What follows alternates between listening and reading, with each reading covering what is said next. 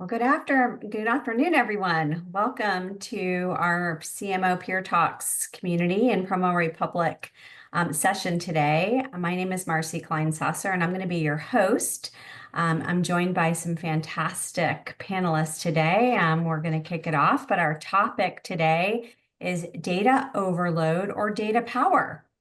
How brands turn local data into profit.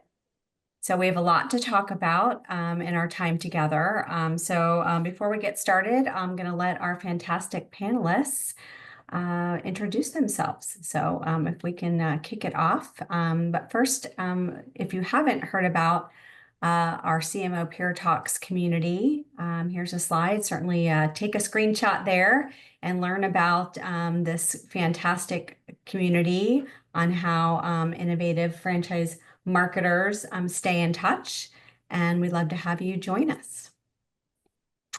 But really quick, I'll introduce myself, and then before we get started, I will turn it over to our fantastic panelists. So I'm really excited to host today. My name is Marcy Kleinsasser. I'm currently the Vice President of Marketing for Franchise Development at Home Franchise Concepts. As you can see on my screen, we have 10 brands and home services. We currently have over 1,500 franchise owners servicing 2,600 territories in the US and Canada. I've been around this space for over 30 years. I'm really excited again to talk to you today. If we're not connected, I'd love to meet you. Hit me up on LinkedIn and look forward to talking to you. Next, we have Jason. So Jason, tell us about yourself. Yeah, I am Jason Mitchell. I'm the Vice President of Marketing and Communications for the Glass Guru. We're a national franchisor. We have the one brand. We don't have as many brands as you have, but we have 85 locations currently. We're at that inflection point where we're just about to break that all-important 100. So our brand right now is growing exponentially, and it's really nice to be here. Awesome. Thanks, Jason. Glad to have you. And next, our expert speaker is Kent. Kent, tell us about yourself. Yep. Hi, everyone. Kent Doyle. I am the Director of Media and Alternate Channels for Rita's Franchise Company. We are a frozen treat franchisor founded in the Philadelphia area 40 years ago, last year, actually. So we have about 560 locations in 32 states. For me personally, I've been in food and franchising my entire career. I've worked both on the corporate side as well as the agency side of the business. Really became focused on digital and data for about the last decade or so. So I really appreciate the opportunity to be here and talk with the group. Awesome. Thanks, Ken. Well, I started on food and in that industry at the beginning of my career, and it's a ton of fun. And as I was looking at your background when we got started, of course, it's lunchtime for many of us on the East Coast. So I was like, oh, I wish I had my Rita's Italian Ice sitting next to me for this session. So great to have you guys here and have this conversation. Really quick icebreaker for the panel. So I'm going to ask you this question. So what marketing metric would you take to a desert island, and which one would you leave behind forever? Jason, I'm going to start with you.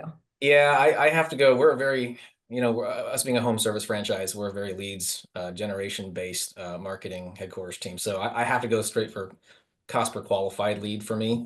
It's not just per cost per lead. Obviously, all the different channels have different metrics that they try to use for CPA. But for me, it's limiting those calls down to like a 20-second phone call. So we eliminating the ones that we know are bots or essentially, and clean that data out. So cost per qualified lead is definitely what I want for the franchisors, for the franchisor, for the franchisees. But also, I'd probably leave. Are we starting for the cost per or the keep or leave, or doing both? Because I would. Doing both. Give me both. What are you taking and what are you leaving if you're I would leave impressions. I would leave impressions. I mean, you have to report them at some level, but I mean, it just doesn't tell you enough of the story. So those would be the first things I'd jettison. There you go. Love it. Okay, Kent, what are you taking to the desert island and what are you leaving behind forever? So I am taking, I like data, but I'm going to go a little old school here, especially for the food people. So I would take traffic or guest counts, visits, whatever expression you may use. Okay. I think traffic is still part of the simplest equation out there, which is traffic plus average check is sales. That's revenue at its simplest. So, I think our job as marketers is to constantly drive that traffic, to always be filling the top of the funnel. And then it's on the franchisees to move those guests into the bottom of the funnel and keep them there. Mhm. There you go. So I was with Jason. As far as leaving behind, I really thought about impressions, but I settled on followers.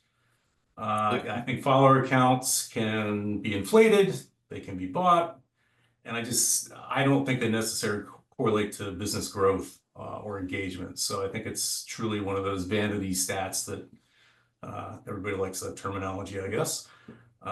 Personally, I follow a lot of companies, I follow a lot of brands, but it doesn't mean I necessarily engage with them or, more importantly, purchase from them. So I think it's stats that it's there, you can look at it, but truly doesn't represent whether or not it impacts the business or not. For sure. I love that. I would say for me, if I was taking one stat, I would say on the development side of marketing, I'm going to take the lifetime value of a franchise for us. Like definitely you got to get them through the door, but you have to be able to define for your finance team what's the lifetime value of that franchise so that your budget could, full circle, you can kind of prove the value of how you're bringing that franchise in the door. And I gotta say, I wrote down, kind of in preparing for this, I'm with you guys, like the impressions, like it's just kind of that standard vanity metric that we can kind of leave behind forever. And I don't know that anyone's going to take it as actionable. So, all right, well, great stuff. Thanks for kicking us off with that. Alex, I'm going to turn it over to you. Well, real quick, this is the agenda. These are the questions we're going to have a conversation around. We hope that everyone who's joined us will engage in the chat. Kate's going to kind of monitor the chat and kind of just ping me if we're kind of really engaged in the conversation, Jason, Kent, and I, but we want to hit up the questions throughout the conversation, not necessarily wait till the end. So we're going to touch on kind of these 4 buckets of topics. But we will, of course, save time for Q&A at the end. But I do want to turn it over to Alex. Alex, share a little bit about Promo Republic. Marcy, thank you so much for getting the event kick-started. Quick introduction to myself. My name's Alex Harbinov. I'm the Senior Marketing Consultant. I'd probably say I'm the rookie amongst the panel today, having only 5 years in franchising, but found it to be super passionate, learning something new every day. I actually have a luxury of working with so many different brands and so many different industries, so many global markets, that it allows us to establish the credibility and share best practices with our partners.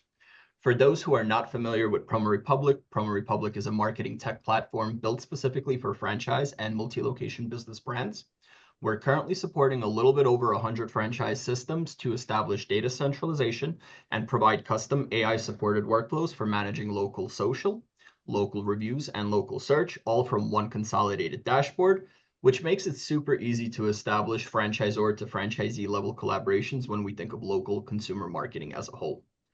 If your brand is facing any challenges or you're currently reviewing your marketing vendors and doing an overhaul of your technology stack, let's connect for our introduction to Promo Republic and a consultation on how we can amplify the overall results you're achieving from your local marketing efforts. I'll drop my contact details in the chat below. With no further ado, we have an absolute panel of rock stars, so I'll pass the mic over to Marcy and let's get today's agenda kick-started. Awesome. Thanks. Appreciate that, Alex. And yes, we're going to get started. Before we jump into our first topic, I am going to kick this off. Hopefully I can kind of do this really quick here. Hold on.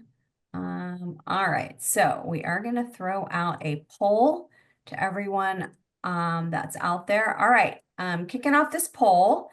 If you had a superhero power for one day, would you instantly clean dirty data, make all dashboards beautiful, understand attribution, or magically sync all platforms without a Zapier subscription?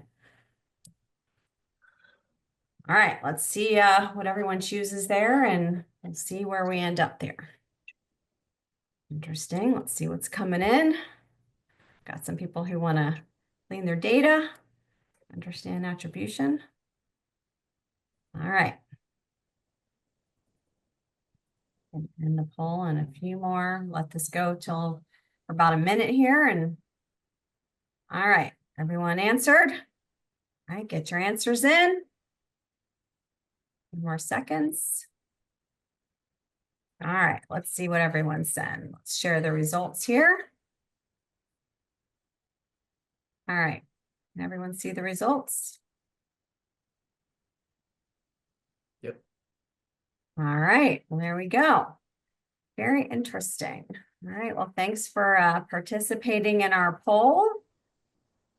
All right, we got a kind of mixed bag there. All right, well, thank you again for the interactive portion so far, but keep sending us questions as we move on. All right, so Jason and Kent, let's kick it off with the first question. How does data shape customer experience strategies for multi-location brands for your franchisees, and what challenges comes with that? Jason, what are your first thoughts on this question? How is the data that you're maneuvering for your brand shaping your customer experience strategies, and what challenges are you facing currently? Yeah, well, obviously, as a home services franchise, and not really in a luxury-based market, but more in a needs-based market, you're going to have a certain amount of market demand. So for us, it's a matter of meeting that demand and having the locations themselves performing in ways that optimize that demand. And you talked about earlier about the difference between marketing and then, of course, the sales chassis takes over, the operations takes over, and are they able to optimize that? So for us, using that data to reveal the local performance and opportunities there, whether it's by their reviews, whether it's by their ability to participate actively in their social media. Obviously, we have our own syndicator there, but we're constantly looking for that adoption across all the franchisors. And previously we hadn't been to a point where we're consistently communicating those factors, those opportunities through the franchise business coaches to tell them, hey, by the way, their reviews are low, or their volume is low, or they're not performing in a way out in the field that's optimizing these opportunities. So being able to point that out, and also to point out the local channel service preferences. We have portions of our country that, based on our business mix and our offerings, don't have the same mix strength. In wood rot of windows in the Upper East Coast or in North Indianapolis is not the same as our San Diego mix. So being able to point out exactly the differences in the data that show what seasonality a location has, what services are going to be pertinent, and then choosing the messages, the platforms, the PPC campaign types, seasonalities based upon those things. That's awesome. Challenge on that is actually getting everybody on one unified message and one unified report. Is the coagulation of all those numbers is the hard part, because it has to mean something. It has to be trainable. So you have to say things to people that they're going to understand. And if you're a franchise owner operator, you're not in front of your computer looking at dashboards all day long. So the challenge is, how do you get, with those differences, the messages to them that they're going to find actionable immediately, and they can take actions with their FBCs. Yeah, and are there any specific things that you're doing currently in your system, Jason, to help overcome those challenges? Just uniformly putting the reporting out there. We're Right. currently we currently have 4 different migrations we're doing, from the field service management piece all the way to we're rolling over from Constant Contact to Active Campaign. So just how to whittle that down to what I call load-bearing data, which is the data that a franchisee needs to know to run their business and trust that it's healthy, that we're doing the things at the headquarters office that they need us to do. So they can then focus on the other things, which are the actionable pieces of data. We've talked to Promo Republic, obviously, about this, because theirs is a platform that obviously combines those things in one actionable data point. And it really is able to feed only what you need for the franchisees to become actionable, but also, across the board, we're training on pieces and guides all at one time to make sure that they're only looking at the same data points that we really want to drive their behaviors off of. That's really where we're at this point. Yeah, that's awesome. All right, Kent, what about you? What are you doing to help shape customer experience strategies across all of your franchise locations? And then talk to us a little bit about the challenges that you're facing. Yeah, similar approach to Jason. For us, it's local relevance. Rita's is a seasonal business in a lot of cases. We're open. 100% of our system is open 7 to 8 months out of the year, and then we drop down to about 80 to 85% of the system being closed for 3, 4, 5 months. So a lot of unique seasonal traffic patterns, more so than any other brand I've ever worked with before. So community events are unique, even flavor preferences, and a lot of that's driven by brand recognition. We're a regional brand, a large regional brand in 32 states at this point, but still heavily concentrated in certain areas of the country. So, we're currently looking at options. How can we create, with the use of AI, organic search strategies? Yeah. Water ice, as it's affectionately called in the Philadelphia area, doesn't necessarily resonate with an audience in California. So what does that search look like in California versus Philadelphia versus Florida versus Missouri? These are all things that we're really trying to dig into right now because it could have a truly local impact if we can kind of break down some of those one-size-fits-all strategies. So ideally needing to adapt by trade area, use that available data, and we can do that these days. It was much harder in the past to take that approach, but through the use of technology and even more recently AI, it's all within reach now. Some challenges I see with this brand in particular, it's just data fluency. We have a lot of owner operators, so they are in their businesses 6-7 days a week sometimes. So really trying to simplify those data touch points through whether it be dashboards, automation. These franchisees, a lot of them are single unit owners. So they can't hire marketing managers. They can't hire analysts. So they look to us for that. And we've got to be able to break that down into simple chunks that they can absorb and impact their business with. So we want to give franchisees and managers the ability to quickly access that data, try and get some actionable insights on it, and then move on with the rest of their day because they've got a lot to manage from that standpoint as an owner operator. And then data integration, the more I talk with people in the industry, I don't feel as alone as I used to. Data integration is such a challenge from data coming from various sources. It's just a major hurdle for everybody, it seems like, to get through. In my experience now and in the past, it was always about the systems. In my opinion, it should have always been about the data. It was, we're seeing those systems out there. That data has been put in a particular format, and then it's got to, you got to try and pull it out and use it.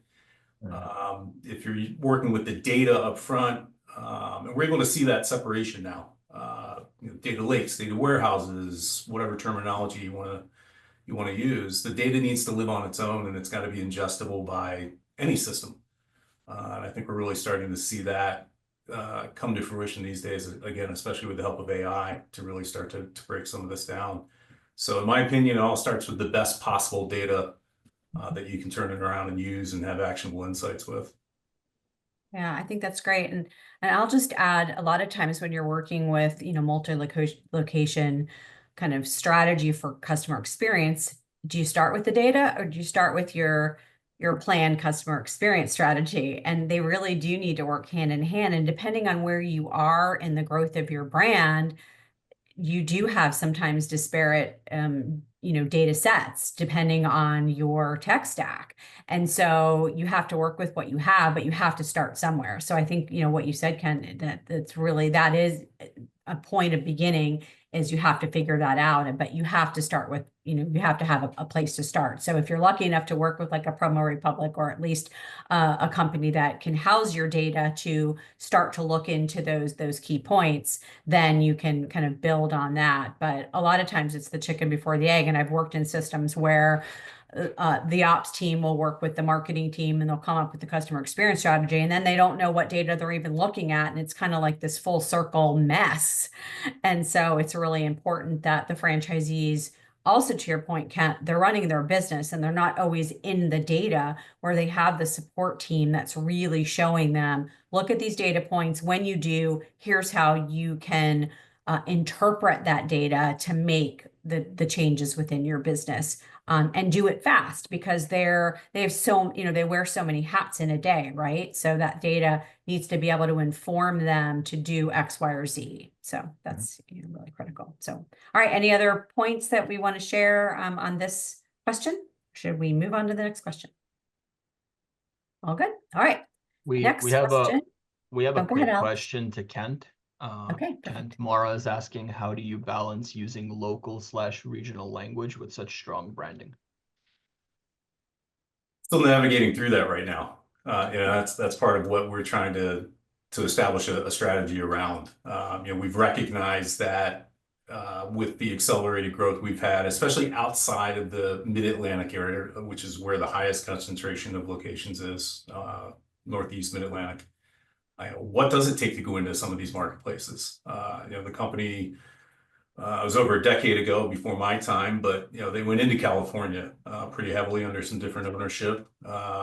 Took a completely different approach with the strategy and ended up finding out that it didn't really resonate out there. Going back that far in time, what information did they have? I don't know. But the decision was made to do it. But I just think we're in a much better place right now where we're going into a certain marketplace and we're wanting to look to expand in a certain marketplace. We can do a lot more research quickly and have that data at our fingertips to hopefully make some educated decisions, data-backed decisions on how we might approach a marketplace outside of what we call the core, which is that Mid-Atlantic area. And thank you. Thanks, Ken. All right, next question and topic. What key customer experience metrics does your company prioritize, and how do they impact your business decisions? Ken, you had the mic. We're going to start with you. Okay, sounds good. So for us right now, loyalty program participation frequency, this is a heavy focus for us right now. We're still building this. We're still building our loyalty program following.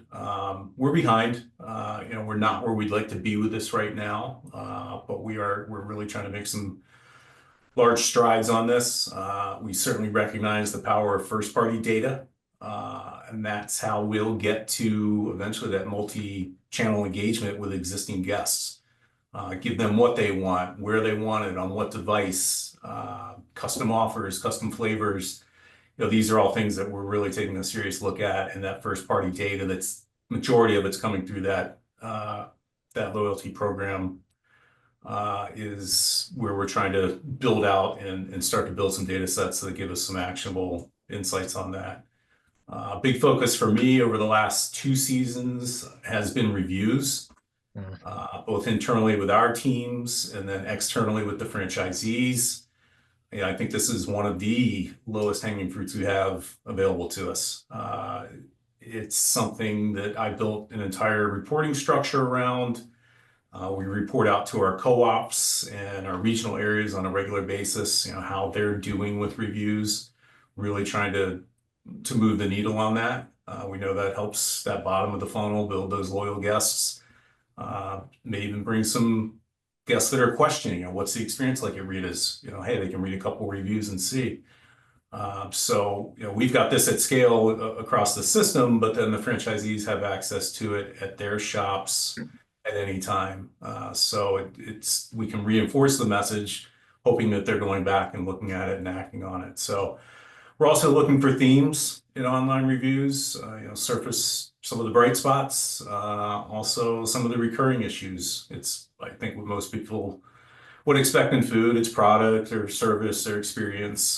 Those things start to really bubble up when you take a look at reviews. And then if we can find those common themes, how do we address those at scale? And that's really where, like I said, the last 2 seasons, trying to bring all this to the forefront and especially getting it in front of the franchisees so that they recognize the importance of how much reviews play an impact on their overall online presence.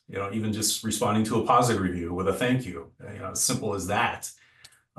We've got to get better at that. So that's why that message has been reinforced as much as it has as of late. Yeah, I want to circle back to reviews and dive a little bit deeper, but Jason, I'll let you kind of chime in here, and then I'm going to come back to that with a question. Go ahead, Jason. What's your kind of...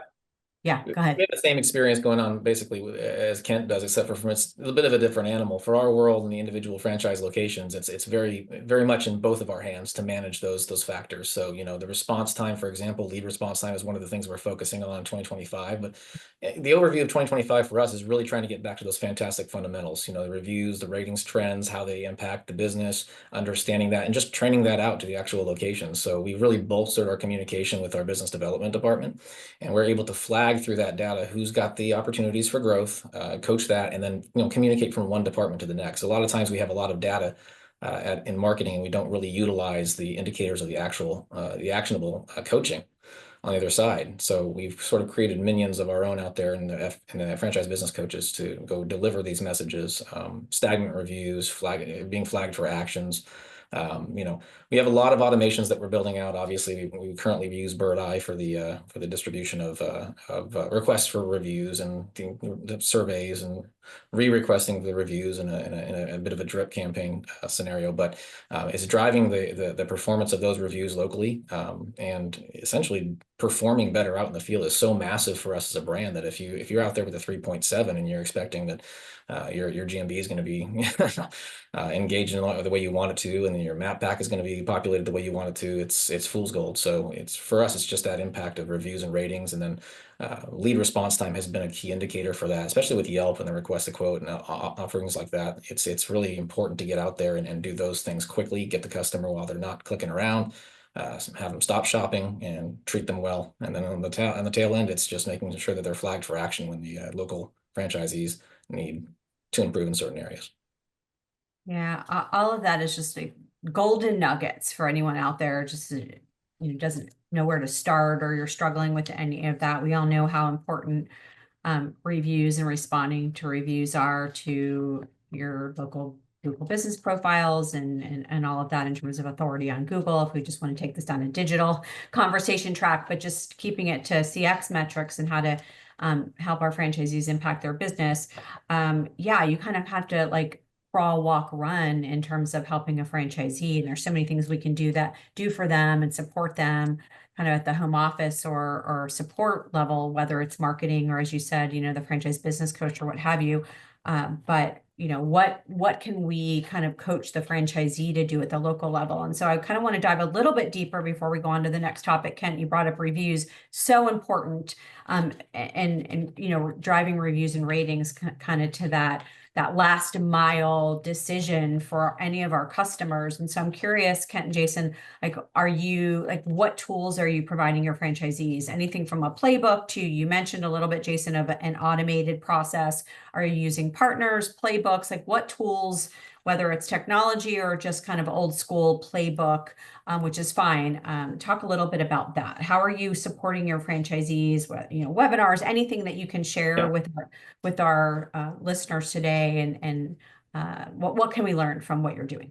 We tried to wrap around the franchisee and take dual ownership of that, of the reviews in particular. So, there's multiple ways. All of their marketing copy, we went with a individual marketing fulfillment hub. So we have one store for all promo, all copy, whether they're doing coffee cups or polos or their marketing copy, all those QR codes, thank you cards. We've created a whole bunch of attributes that they can actually hand out physically at the end of a project that has a QR code that goes directly to that review request. They're going to get automated review requests via BirdEye from us. So they're going to get a request from surveys.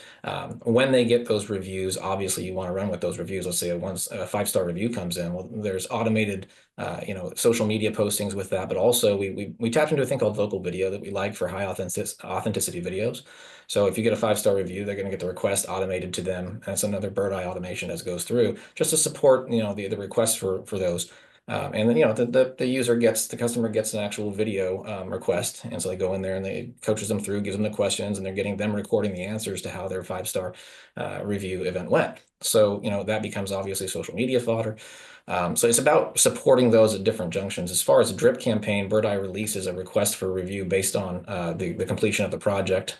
And then it obviously goes back and forth. So for us, it's a distribution of, surveys, then review requests, surveys, and then review requests after the fact. I think that runs bi-weekly after the 3rd and 4th attempt, but and you get diminishing returns from that, but at least electronically, you're automated to where you're focusing on that. So them physically asking for these things, having those thank you cards in hand, having those placards with the QR codes that go directly to their BirdEye link, having the mitigation button on the link saying, hey, by the way, is there something we should address right now? We call it the big red button that stops you from getting the negative, hey, you want to mitigate that before they start giving you 1-star reviews. And then you're looking at, the data in terms of, are they responding to these right now it's via BirdEye, but the idea is, do they need it 24 hours? Is a certain location good at getting back with these reviews? If not, then you might want to put an auto especially on the high reviews. Auto responses for automated responses for low reviews tend to bounce off negatively. So we try to get them to focus on the 1 and 2 star reviews and getting back to mitigating those face to face as a person, as a human, rather than getting that generic response. But those are the metrics that we feed back to them through the FBCs if those are not being performed. And so those are things we need to flag, and we support the ability for them to solicit for and collect reviews and high authenticity reviews at the end of their completions. Kent, what would you add?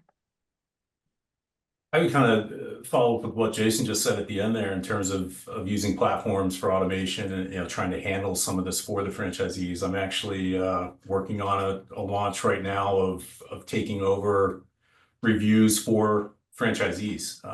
We're looking at using AI to handle the ideal scenario we have is 3, 4, 5-star reviews. We would take care of that for the franchisees, and then 1 and 2 stars, we always want to get the franchisee involved. We want to get the franchise consultant involved.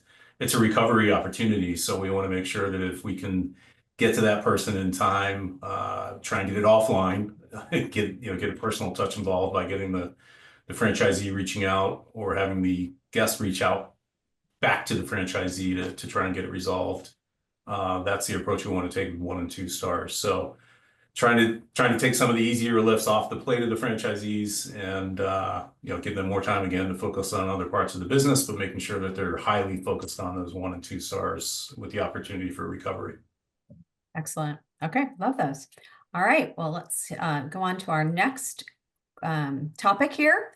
All right, I'll read this and everyone can read along and we'll get to kind of the heart of this. So how do you balance centralized data insights with the need for localized decision-making? What tools, processes, or best practices enable your teams and franchisees to act on data locally? So again, balancing home office, national data and insights with what we can influence for our franchisees and tools and best practices. So Jason, I'm going to turn this one over to you to kick us off for this topic. Yeah, I mean, centralized data is kind of the name of the game. It's for us, we weren't where we needed to be in terms of communication of what those metrics were. For us, sending the simple visual summaries to each franchisee owner, letting them know the lead volume by source, cost per lead metrics. And again, we're still fishing down to what that really is for us, cost per legitimate lead, getting rid of all the bots and whatnot. Review health, obviously how they stack up against the network average, targeted outreach from headquarters. When data identifies a lead flow dip or CX issue of some kind, we tend to send those numbers on a situational. So what we tried to do, and again, we had differing ways of democratizing our data when I came in 2023, and so we really tried to simplify this down for the franchises so it's ingestible. Being that they're owner operators and are out in the field all day, they're not sitting in front of a desk. So sending them a dashboard that looks like an airplane cockpit doesn't do them any good. They can't action it. So for us, the centralization of that data insights is what we're looking for currently to continue to improve upon. We have a funnel IO, for example. It's a data aggregator. It takes all your GA4, all your PPC, et cetera, and it rolls that through. They have an integration with Looker Studios, and that's what we're using currently to put a branded monthly report out that's basically a 5 or 6 metric per marketing tactic, cost per clicks, essentially cost per conversion for Google, all the PPC, Yelp, Facebook ads when they're participating in that. And then, you need to keep that specific. That's how you can get the data that they all need. We call that the load bearing data, where it's like they need to know you're covering that as a franchisor. They need to know that you have them supported in that way. And then there's the actionable data, which is for us right now, it's page 2. It's a bit of a map legend for what these mean. And what I'm trying to do and this is the big push in 2025, is to get those actionable insights out there and that load bearing data out there so that they get trained, they get eye trained on exactly these metrics. So you're not going too deep in the weeds. You're not getting a bunch of questions that you can't articulate back to them. You're getting this. You need to know these metrics for the brand, not just to say that you trust us, that we're doing these things and you can see that these things are working, but also these are the things that you need to focus on specifically, and it leaves you to that when they trust the franchisor for that. So for us, localized decision making, it's putting those things through a data aggregator of some kind, putting a visual representation in front of them that shows them all of these things consistently enough that they begin to learn those metrics from varying levels of marketing acumen and their backgrounds. And then, targeting the outreach from headquarters as to where these locations, whether they're conditionally formatted or not, need to work on X number of factors. Yeah, awesome. Kent, what are you seeing in your system? Yeah, so I'd say tools and platforms. When I think of how you would deliver insights even 10 years ago versus what you can deliver now, just completely different. It's just amazing how quickly it's accelerated. Even just here at Regus, for me, I've been here almost 5 years now. I have more data at my fingertips than ever before, and I really do think we're just scratching the surface on this. So that's exciting for me. The brand is investing in more tools to put that localized content and resources in the hands of the franchisees, which I think is huge. I've mentioned AI a couple of times. Personally, I'm a huge proponent of it. We're a lean team, the marketing team here, so we need these tools, for us to be able to start to integrate as many as possible to help automate and work at scale, but then also be able to really localize things when we're talking with franchisees. So there's that. Testing, I'm trying to test a lot more, working with small groups and then trying to scale up if we're finding things that are truly actionable. But now we've got data-backed results, data-backed insights, so it's easier to have those conversations with franchisees.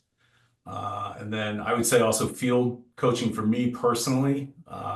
I spent a lot of my career in field-based marketing roles. So I feel like in my current role, I'm serving more as a translator to what's being collected at scale and then really trying to boil it down to what's relevant on the ground, again, where I spend a lot of my time. So I think that's where my field experience comes in, and it's helping create that relationship with the franchisees. And even managers, helping them interpret what this data means and how to action against it in their locations. And then also just trying to put some feedback loops in place. I think collecting the data is just one step, but acting on it, closing the loop with franchisees, I think it builds trust and it shows the system that we're worth engaging with. We're giving them something of value that they can take back to their local locations and use. So one of my goals for this season is I want to create a power users group for our review management. And once I get this, this approach launched with taking over reviews, I want to have already identified a group of franchisees I want to work with, kind of as a power users group on this. And we have some franchisees that do reviews very well. So I want to include some of those, but I also want to include some that maybe are now looking at what the brand's doing for them and kind of bring this all together. I think when you have that franchisee peer-to-peer, those conversations, they're going to get the ears of one another much easier sometimes than home office, corporate, whatever you want to call it. So I want to make sure I get that power user feedback as well. What's working for them, what's not working for them, what would make their jobs easier, and then try and be able to maybe take that to a future state where we can add more features or more offerings that would truly help them out. And I think just having scaled some of this already, and then trying to take it to a localized approach, kind of that back and forth between local and system. I think that's where you really start to build the trust, build the relationships, and see what can really move the business forward from that standpoint. I think that's amazing. I love the power user groups. I made a note, just from our perspective at Home Franchise Concepts, our brands, do certain things, autonomously, and certain things, we all learn from each other. And one of the things I love, we use a platform called Domo, to aggregate a lot of different data points. I don't know if it was you, Ken, or you, Jason, that said, we have so much data. It's kind of like, we can boil the ocean if we wanted to with how much data we have. And we're very fortunate to have all that data, but we do need to simplify for our franchise owners. But one of the things that I love with our Domo dashboard is most of our brands have a leaderboard with the top KPIs for most of our brands. I'll use Two Maids as an example. one of the KPIs for that brand is retention, repeat customer rate, obviously as a recurring revenue model in residential cleaning. Our franchisees are very successful if they don't, churn customers and their churn rate. So just being able to see which franchisees are kind of at the top of the leaderboard for that KPI, and others, obviously total sales and other KPIs. Not churning on the professional house cleaner side and those types of things, but they get to learn from each other. And if they're struggling in one of those, one of several KPIs, they can call out, who was really successful that month. And so they can learn from each other. So they kind of have their own power user groups, to use your term, Kent, amongst their system, and that's been very helpful. I also think in terms of tools and processes and best practices, our brands are really effective in holding monthly webinars to really hone down our national insights, and then sharing how certain franchisees have taken action and improved in their business from using certain key data points. So I'm sure we're all doing webinars in different training sessions, but I've seen firsthand how some of the marketers on our brand teams have helped franchisees, and they brought that success to the table. So those are just some examples of how they've really helped to simplify the data. So Jason, you had mentioned, actionable insights. I think that's really key, because the franchisees, they want to they are making local decisions, but they are relying on their support teams, both on their business coaches as well as their marketing coaches, to help make it easy and feel confident, right? And that the data that they're being given can help them make those decisions. All right, anything else on this topic that we missed? We'll go to our fourth and final question before we get into any Q&As. I think we're good on time here. All right, what lessons has your brand learned from using data to drive growth, and what advice would you give to others looking to do the same? Kent, we're going to start with you on this one. Okay, I would say one of the approaches I like is just starting simple and then trying to scale up from there.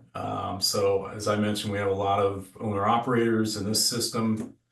So don't try and give them too much at one time. That just creates a sense of being overwhelmed, and that can obviously turn people away. So, you throw on top of that, maybe you schedule a call with a franchisee and they have to cancel because their afternoon reliever called out.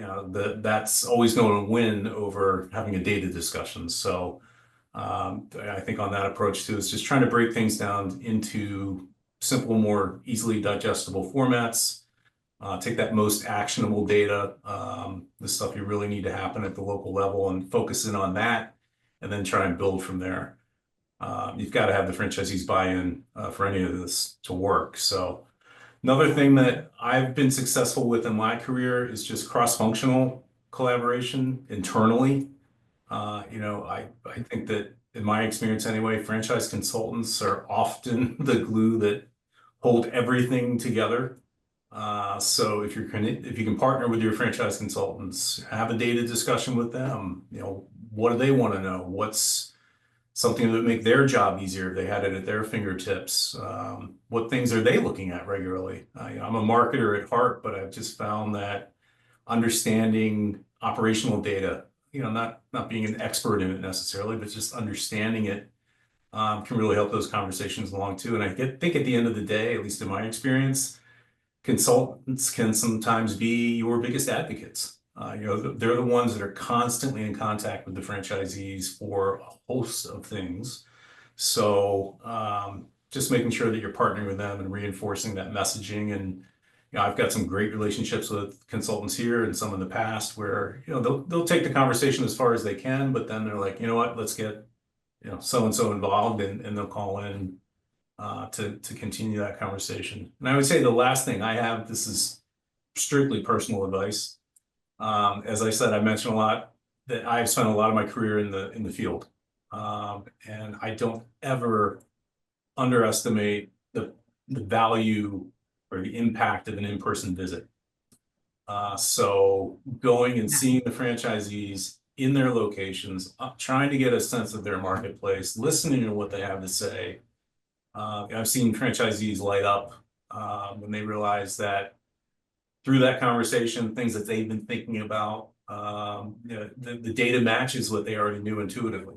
And when you can put those two things together, it's extremely powerful. So I think the data validates their instincts. And then when you spend time with them, when you're in the field with them, I think you're validating the franchisee. You're showing that you're willing to make that investment in time with them. Ultimately, that builds relationships, it builds credibility, and that's how everyone is able to move the business forward when you're all in sync and working together. Preach, love that. Definitely in person, just spending time with your franchise owners can, yeah, I think that's amazing advice. All right, Jason, what lessons have you learned using the data and what advice do you have?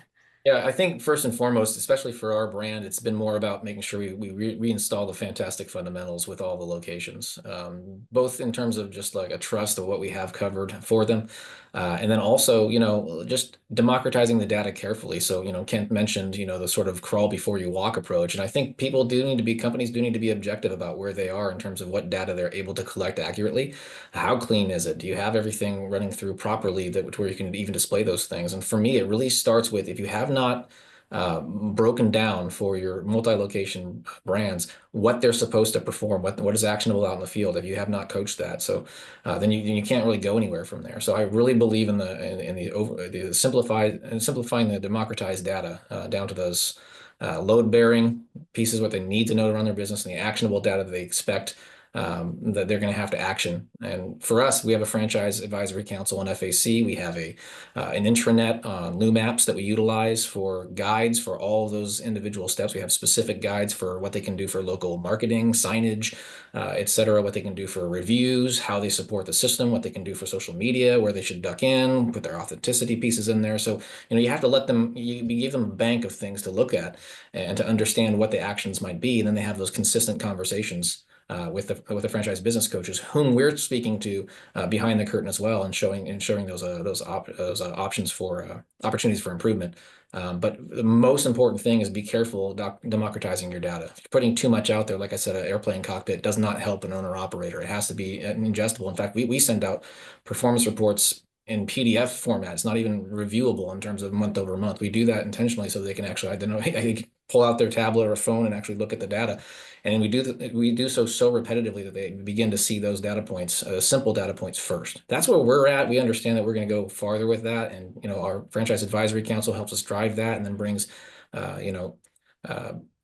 insights to the table, other data pieces they may want to see, but really organically just speaking to them and training to them on the fantastic fundamentals is most important. You're going to need one place to get all the data in one view. And for us, like we said, it's Funnel.io into a Looker Studio, white labeled branded report that we can divvy out each month. Anything else is more of a deep dive, at least at first. And then there's the thing I'll say is that the data that we pull back behind the curtain, the aggregated data, one location versus the other, average network performances. These are things that we don't do enough of in marketing. That's celebratory. So we need to we utilize that LoomApps piece that we have for an intranet to post announcements consistently for those brands those locations that are doing the right things, that are, averaging 4.9 across 500 reviews in the last 6 months. The ones that are performing to those metrics that you want to see. You have to inspect what you expect, but you also have to project what you want repeated. So anything that's not celebrated won't be repeated. That's what we've learned the last year. I love that. I'm going to kind of summarize a couple of things that you, Jason and Kent said.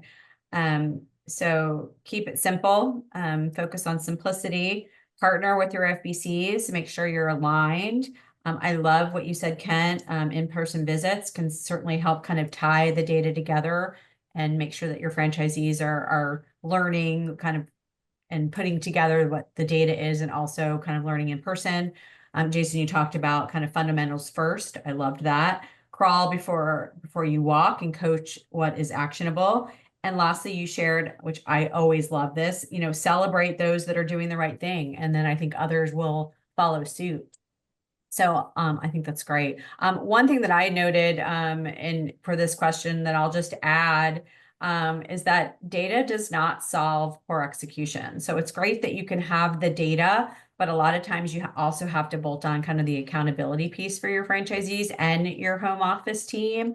So you can have the data for a program, but you need to make sure you follow behind it with making sure that you're executing on whatever that data is telling you. And then lastly, sometimes you have to ask, like, what is the data trying to help you solve? So knowing, kind of like, start with the question, like, what are you like? So what's the strategy and what's the question? A lot of times you'll kind of that analysis by paralysis. So if you have, all these data points, and you even said this, Jason, and kind of that you're flying this cockpit of, you have all of these things.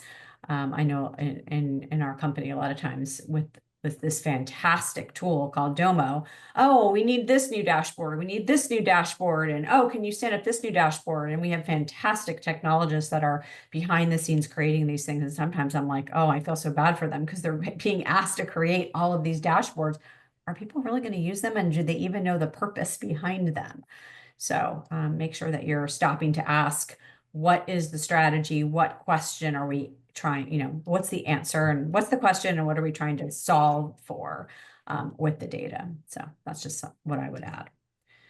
All right. Well, I guess we are now to the official Q&A portion of our time together. So anyone, I think I can get to the chat. So let's see. I'm going to try to scroll through here now that I pulled up the chat. Let's see. I think we got to that one here. Is there a question? Kate and Alex, let me know if you've seen anything. All right. I have someone asked, is Sprout Social any good for what we are discussing? Jason, Kent, any comments on Sprout Social? And then I'll ask another question. You guys can jump in on that. I mean, that was I from have limited Sad. experience with Sprout Social specifically, so I don't think I'd be the best feedback person for that. Kent, any thoughts on Sprout Social? I Maybe had we that were talking about the Sprout. review conversation. Yeah, I haven't used Sprout. I've used Sprinkler in the past, but that was quite a few years ago. So I know I get a lot of solicitations from Sprout, but haven't used them. Okay. Next, sorry we couldn't help you there. Sad if I'm pronouncing your name correctly. I apologize if I mispronounced it. Lindsay had a question. What are some recommendations for data aggregator companies? I heard Funnel.io, Domo, Tableau, any others? I mean, I would consider your data aggregation in terms of what you want the output to look like. A lot of people see Tableau as kind of the Cadillac of being able to visualize the data.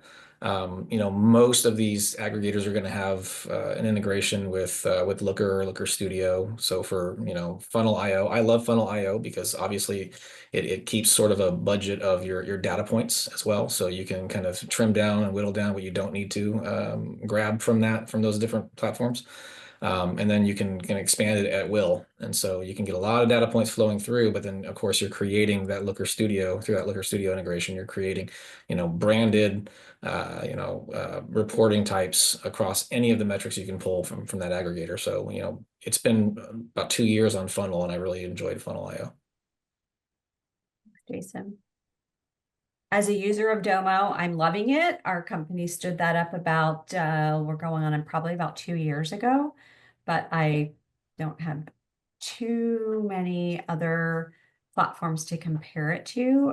For a brief time in a prior company, we used Tableau, but again, it was brief, so I don't have much to really add to that conversation. A couple other questions I see coming in. How are you measuring, analyzing the effectiveness of investment at a local level?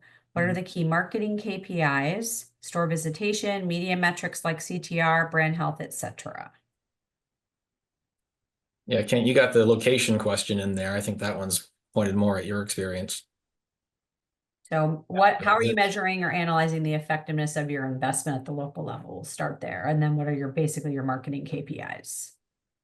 Yeah, we have some unique circumstances in terms of final sales, I guess you could say. With our point of sale system. So a lot of what we're doing is programmatic, where we're trying to use some of the foot traffic attribution modeling, which I think has gotten better over the years. I think I first started with that probably close to 10 years ago with a company called Placed. I think there's a ton of companies out there now doing this. So I think it's an opportunity to kind of bridge a gap that we have, is look at hey, can we model out some things where we know we've got a device that's been tagged, ends up on our lot, use a formula that we have is average ticket and things like that, we get a sense of what we're doing with paid media and what it's turning into, at least a portion of our visits and what that's worth. Third-party delivery is another one that I have direct marketing oversight of, and obviously we have a lot of great data coming in from that. Those are full complete sales that come through on the back end from the different providers we use. So much easier to measure return on ad spend, for instance, with that. And franchisees we're doing some things as a brand on that, and then the franchisees are also doing some things locally with self-service campaigns. So that's a whole coaching and teaching piece with them as well. What is return on ad spend? Okay, for every dollar you're spending, you're getting 5.5 or 6 back.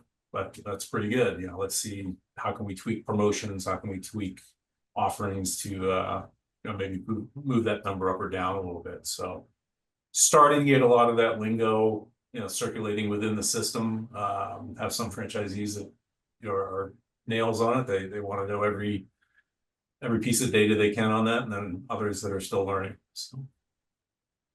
Yeah, Jason? from our end, it's really lead by source and overall performance by source without trusting the CPA of, for example, Facebook. So if someone's participating in Facebook ads, Facebook likes to add a whole bunch of different things as conversions that we don't want to add as conversions. So one of the big values for us in that data aggregator I was talking about, when we send things through funnels, we're able to pull what converts data, which shows in the lead by source, and it's first click attribution. So we know exactly when that cookie starts following that lead through the trail and where they got it first, and which is ultimately more important. I affectionately call Yelp, which is our second largest lead generator outside of Google. I call Yelp the parentheses because they're very good on the coastlines, but they're not as relevant for Middle America, for example. So we have a flex point at some point where we're talking about, let's just say PPC, for example, which is going to benefit you. When are you running certain campaigns? How is the cost per true conversion? Eliminating calls that are less than 20 seconds, for example, from that. So we're able to do all of that in one shot and tell them, okay, you have some clear seasonality. You're going to be running these campaigns, higher AJS, average job size in the winter, making sure that people are coming internally.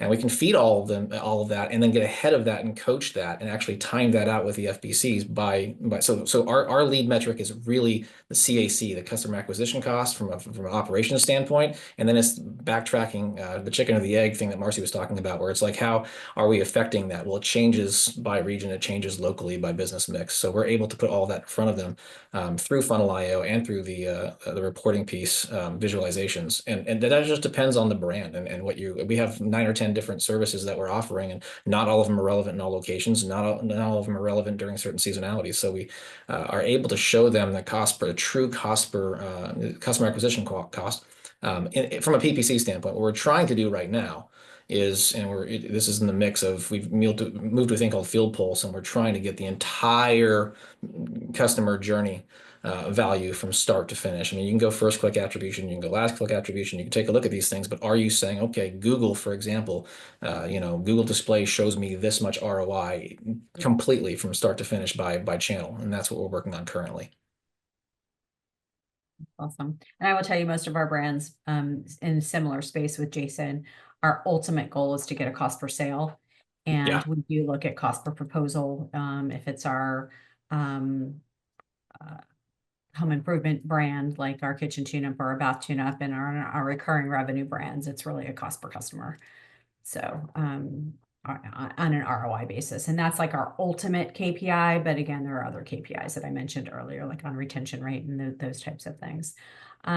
Lindsay asked, how are you presenting SEO data / reporting locally back to your franchisees? Alex shared an example in the chat of dashboards that they offer through Promo Republic. But Jason, Kent, anything that you would offer with that question? Sorry, I didn't mean to advance the slide. Yeah, I would just say that we're right there trying to build that currently. It's been very rudimentary the way we're communicating that. It's been one-on-one conversations. Frankly, the FBCs have been pulling data from us that we're handing over at some level to them, and it's accurate data to a good degree, but it's not, again, visualized in one digestible, spot where we're screen capturing, we're throwing GMB data out there at them, we're throwing, local Falcon, here's your pins, we got some attributions that or some tools that we use in BirdEye to sort of do that, but you're building a report manually at this point. And again, when you're a smaller franchisor, there's nothing vaguely inappropriate about where you're at, but you need to, grow up at some point and put it all in one shot. And so that's exactly where we're at. It's actually where we entered the stream